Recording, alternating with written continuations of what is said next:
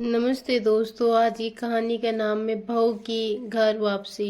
महज जी सुबह की सैर करके वापस लौटे ही थे कि उनकी पत्नी शारदा ने शिकायत करनी शुरू कर दी। शारदा, देखा आपने अपनी बहू के रंग, मैंने पहले ही कहा था बेटा बेटा कह के उसे सर मत चढ़ाओ। महज जी, क्या हुआ, क्यों इतना परेशान हो? शारदा, मैं सुबह नाश्ता बनाने जा रही थी तो कविता कहने लगी, मम्मी जी आप रहने दो, पहले मैं अपना और रितेश का नाश्ता बना लूं, फिर आप पिताजी और घर का बना लेना। मैं नाश्ता कर लेना। मुझे आज तक किसी ने किचन में जाने से नहीं रोका, अब उनसे पूछ कर किचन में जाना पड़ेगा। महज जी सही तो कह रही थी कविता, रितेश सुबह जल्दी ऑफिस के लिए निकलते हैं, तुम तो बेकार ही परेशान हो रही हो। शारदा जी बिना कुछ बोले किचन में नाश्ता बनाने चली जाती है। इसी तरह हर दिन बात बात पर शारदा जी कविता से बहस करती थी। और एक दिन रितेश ने कहा, नितेश पापा, मैं सोच रहा था कि कहते कहते हुए रुक जाता है। मैं जी, क्या बात है बेटा, साफ साफ बोल। रितेश पापा, माँ और कविता में हर दिन बहस होती रहती है, क्यों न हम अलग रहने लगे।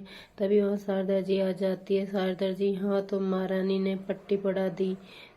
रितेश, नहीं माँ, ऐसी बात नहीं है, लेकिन ऐसे ही चलता रहा तो आगे बहुत परेशानी हो जाएगी। मैं जी बेटा, जैसा तुम चाहो, अगर तुम्हें ऐसा लगता है तो यही सही है।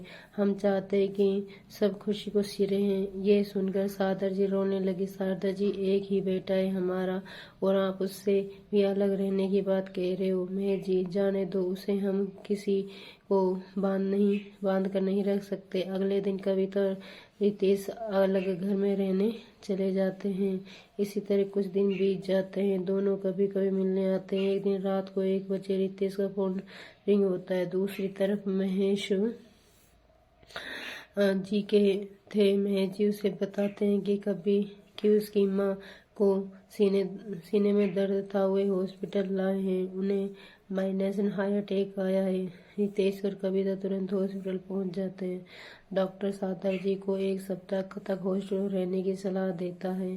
कविता दिन रात शारदा जी की सेवा करती है। वह अपनी नौकरी की चिंता कर बगैर रात हॉस्टल में रहती है। इधर रितेश घर पर महेश जी का ध्यान रखता है। 1 सप्ताह बाद जब डॉक्टर उन्हें डिस्चार्ज करता है तो कविता कहती है, कविता, माँ को हम अकेला नहीं छोड़ सकते, हम अपनी माँ पिताजी के साथ रहेंगे। ये सुनकर शारदा जी की आंखों में आंसू आ जाते हैं।